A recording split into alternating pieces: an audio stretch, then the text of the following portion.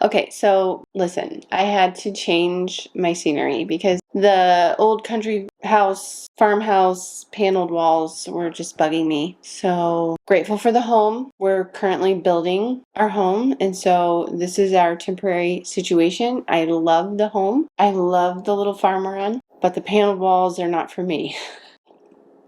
Anyway, let's talk about Pinterest. That's why we're here. Today is all about e-commerce. If you are a business owner who sells products in the digital space, then this is the video you should be watching.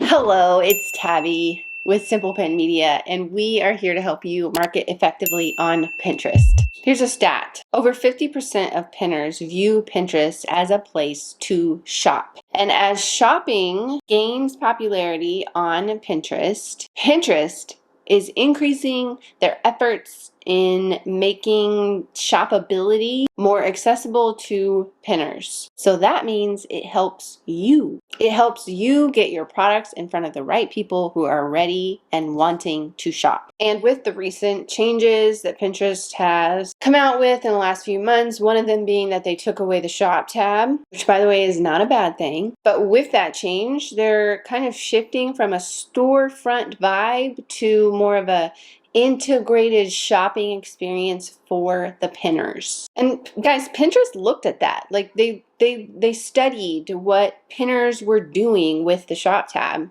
back when we had the shop tab. And the majority of pinners were finding products, product pins via search in the search tab and probably in their home feed, but they weren't finding those products, product pins on specific profiles on those shop tabs. So all that to say, losing the shop tab wasn't actually that tragic as we all thought it was when it first disappeared. It's really just Pinterest paying attention to what the pinners are doing and then catering to that behavior. So those changes happened. What is left, or what has Pinterest changed in the e-commerce space on Pinterest? E-commerce is still alive and well on Pinterest. There's plenty still left for you to do and worry about.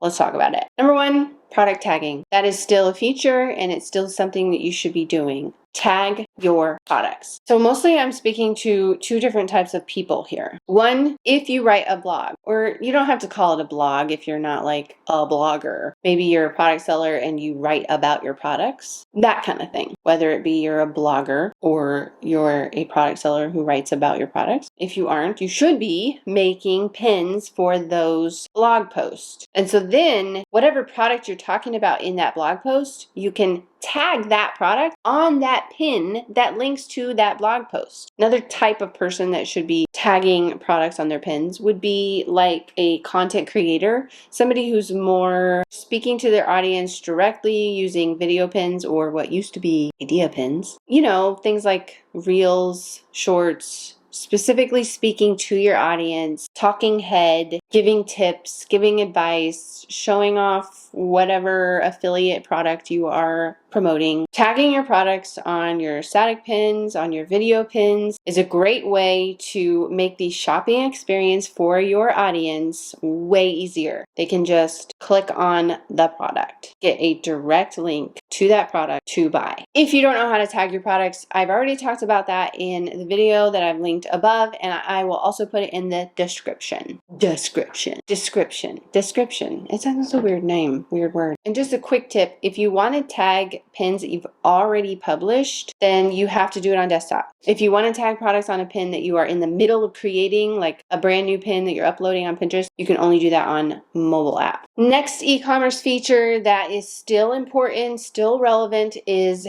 Verified Merchant Program. Someone asked earlier today in one of our webinar calls if they should even really treat Verified Merchant status as being important, especially with the changes that Pinterest went through recently, because it is such a pain to get. And I said, if you are on Pinterest. If you are just kind of only just barely doing it on Pinterest and hoping that something will work, or you're kind of inconsistent with it, no, I would not try to get verified as a merchant, because getting verified as a merchant is a lot of work, and oftentimes it is infuriating because you might have missed something that is a requirement of their guidelines and they don't really tell you directly what the problem is, so you kind of have to troubleshoot. It's just a big old pain. So no, I wouldn't do it if you're just not giving it your all on Pinterest. But if you are committed to making Pinterest one of your top traffic drivers, or whatever your goal is, then absolutely you should be gunning for that verified merchant status. Because as a verified merchant, you get a little bit more help in the distribution area. Pinterest knows that you have been vetted, and I mean vetted. I mean, they comb through your website,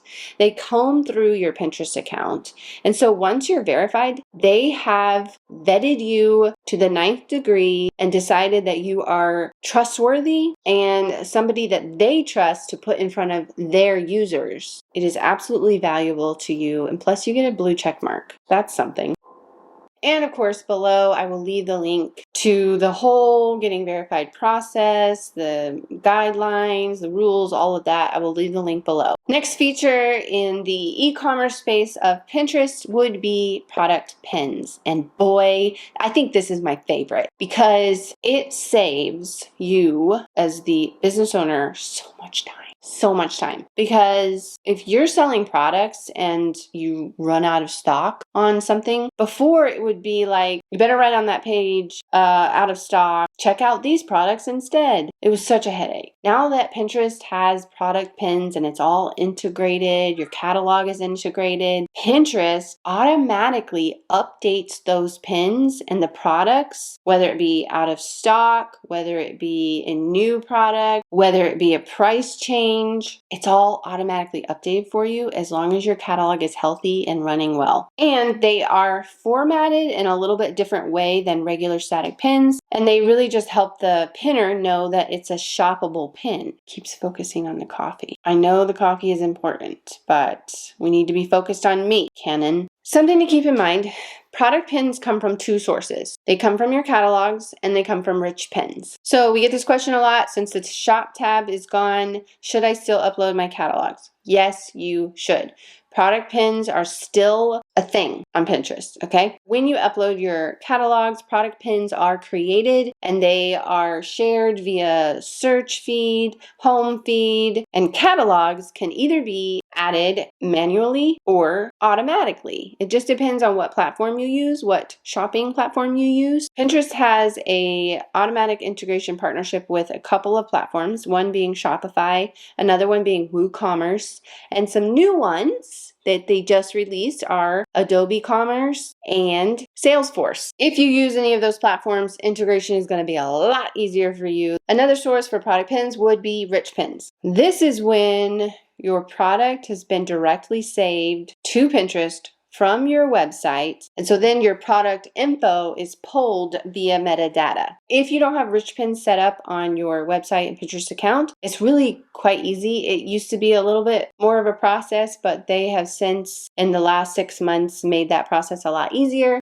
I will go ahead and link a Pinterest article for you to read through if you need to get rich pins set up. Now, for those of you who want to see your product rich pins on a nice little board, because we used to have that with the shop tab, we used to be able to see all of our pretty little product pins. That's what I miss the most about the shop tab, is it was like so nice. Like you're like a second shop right there and you see all your products. But we don't have that anymore. So if you want to see all of your product pins looking pretty in a board, then you can make a product pin board. Go for it. Why not? I would maybe I don't know. I would title it your shop, maybe. Simple Pin Shop. Maybe that's what I would call it. Simple Pin Shop, whatever your shop name is. And then pin your product pins there. You don't have to do this, okay? You do not have to make a product pin board. Absolutely do not have to do it. It's just for the people who want to see their product pins on a board, or if you want to catch those very few people who come to your profile and want to check out what you have going on. Otherwise, if that sounds like another thing to do that's on your list that's already overwhelming, don't do it. Because product pins are distributed Anyway, like even if you don't see them, they're being distributed, they're in search, and that's how people are finding them. We've also gotten this question a lot. How do I even like get access to the product pins that are automatically integrated from the catalog? Here's how. You're going to go to ads, which if you're on desktop, it's in the upper left of your profile. Click on ads and then click on catalogs, and then hit view product groups and then click on all products. That's just if you want to see your product pins, making sure that they're looking good. Also, if you do want to make that extra product pin board, you can save them to your board from there. So because I talked about tagging products in this video, go ahead and watch how to tag products up next, and I will see you next week.